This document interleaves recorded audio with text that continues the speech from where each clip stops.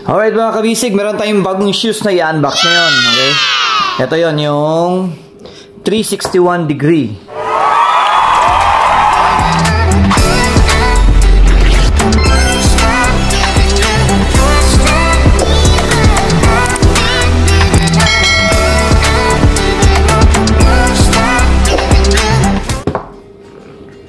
Ito yung shoes na to, Big 3 for switch. Actually, dalawang Big 3 for to. Yung isa is Big 3 for quick. At saka itong version na to is Big 3 for switch. So ito yung pinili ko kasi ito yung parang upgraded daw dun sa ano, yung sa quick. Ito yung box. Ayan. Ganda yung box niya. Ito yung size 44. Ayan. So, ayan. Ito na. Buksan na natin, guys. Okay? Alright. Ito na, kabisig. Bubuksan na natin, okay? Ayan. Aba. Ayan. Big 3 for switch. Yung colorway niya, yellow. Saka may mga konting orange. Basta yun na yun. So, start natin sa outsole. So, yung outsole niya, triangle lang, no? Ayan. So, maganda naman yung ano niya. Tapos dito may may TPU plate. Ayan. Hanggang dito 'yan, yung TPU plate. So, sa mid lang yata tong TPU, no? Tapos yung ginamit pala na foam is Energy X. Ayan. Yung logo ng 361. At ito yung 3. So, number 3. Tapos yung ano niya, yung upper material, mesh net material yung gamit. Ayan o. Napaka-breathable na ito. Ayan, medyo ano siya, malambot. Ayan. Pero meron siyang dito. For lateral containment. So, pang support din siya dito. No, para sa lateral movement mo. Jab step, ano-ano pa dyan. So, meron siyang support dito. Malambot siya, guys. Yan o. Saka dito naman sa tang niya. Ayun. Malaking mga dito, mga butas-butas. Okay. Net talaga yung gamit na dito, net. Yan o. Napaka-breathable nito. Wala masyadong padding. Pero okay lang naman siguro. Importante sa akin dito, yung sa likod. Yan o. Yan, mas okay siya. May padding siya.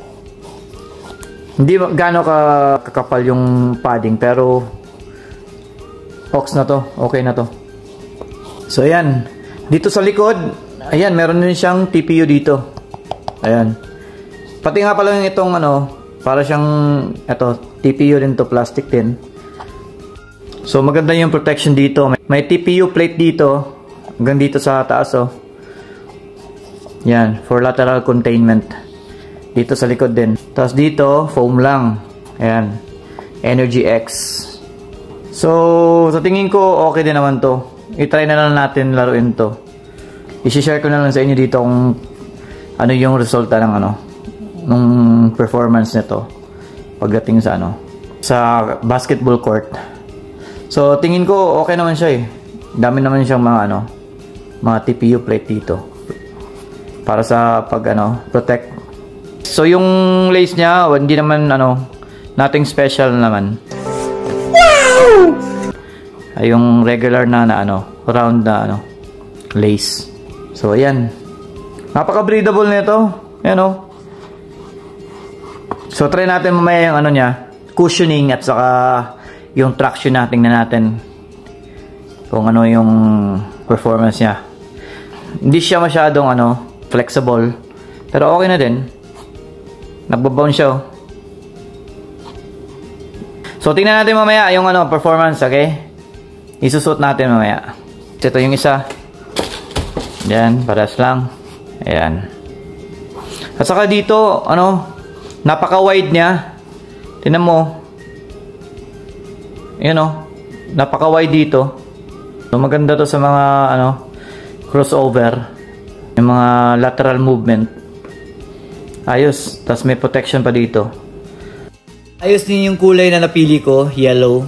At saka may mga konting orange sa mga design niya. Alright, display na natin guys. Okay, let's go.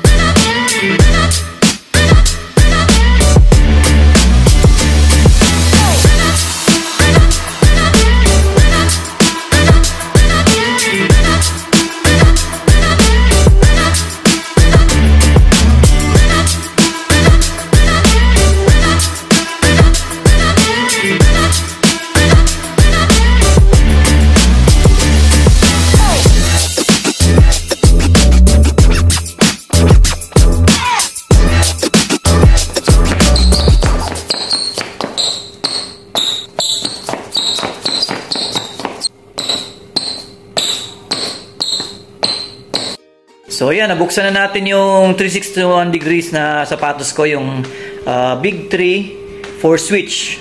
So wag kayong malito guys, iba yung Big 3 for quick at saka itong upgraded na version Big 3 for switch. Medyo mas mahal konti yung switch kaysa quick.